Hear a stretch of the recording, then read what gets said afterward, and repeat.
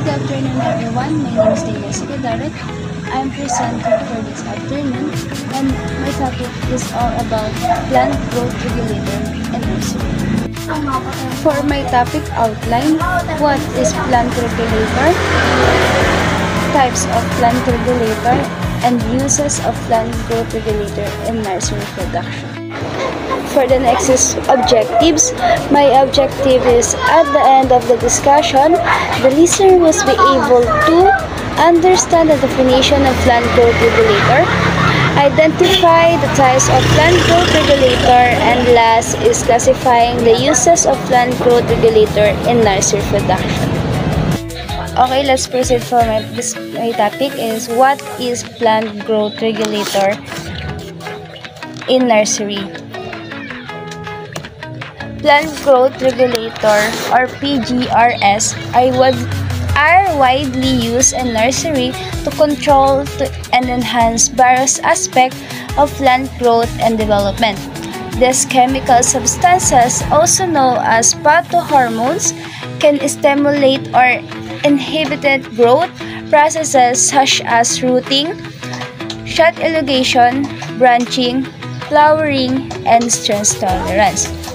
Plant growth regulator daw in nursery reproduction ay tinatawag din siyang phytohormones.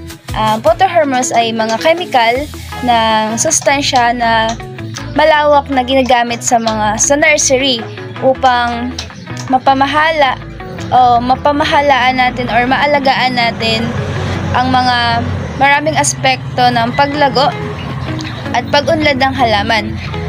Ang mga plant growth regulator ay maaari mag-stimulate o magpigil ng mga pangunahing prosesong physiological na nagpapahintulot sa mga growers na hubugin ang arkitekturang halaman gaya nga nung pamumulaklak, pagbunga, at mga tugon na stress ayon sa mga kanilang pangangailangan.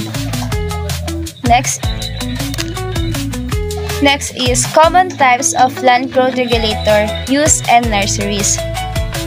First, auxin.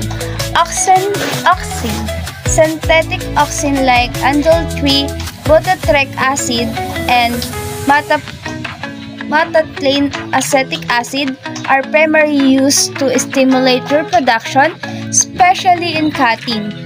Products such as Hormodyne and Deep-On Grow contain synthetic auxin are applied to promote rooting and put herbacide use and woody plants and requiring higher auxin level. Ang auxin daw po ito yung isang uri ng hormone ng halaman na mahalaga sa pagkontrol ng paglago at pag-unlad ng halaman. Ang pinakakilala o natural na nagagamit na auxin ay yung indole-3 acetic acid o yung IAA na pangunahing ginagawa or ginagamit sa dulo ng sanga.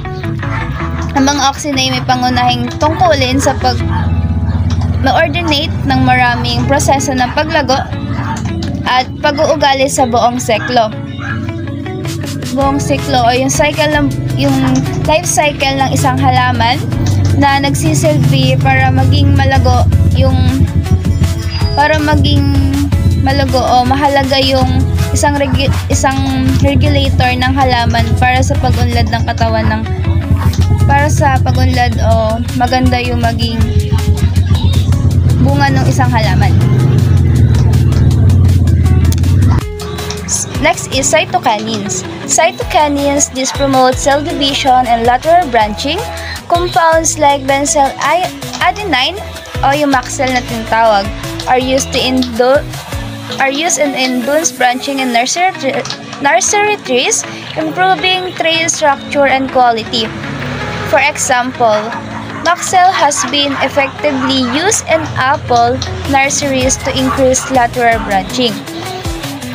Ang cytokinins daw is isang klase ng mga hormones ng halaman na nagpapahati ng isang cells o yung tinatawag na cytokinesis sa mga ugat at sanga ng halaman.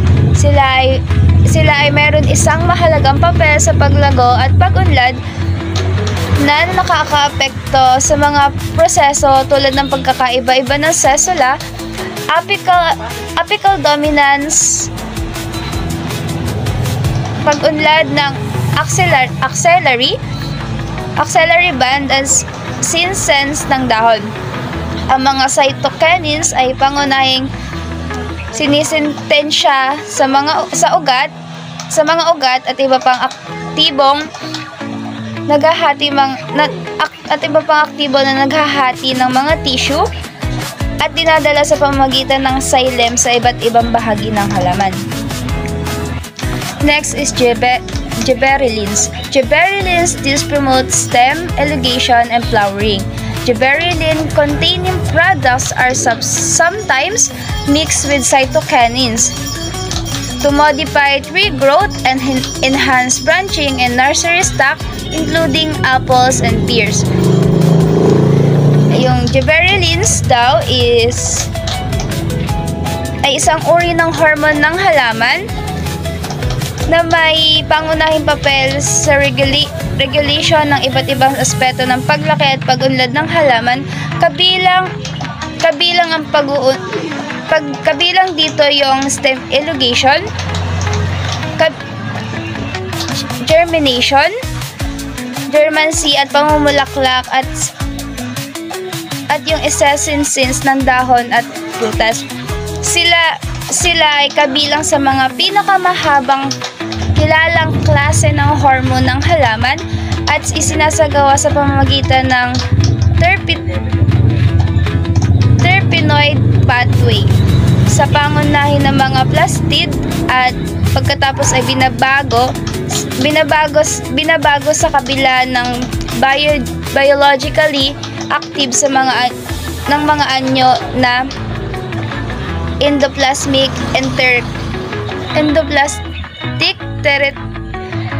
reticulum and cytosol. Next is ethylene. Ethylene acts as a growth inhibitor or promoter and depending on context.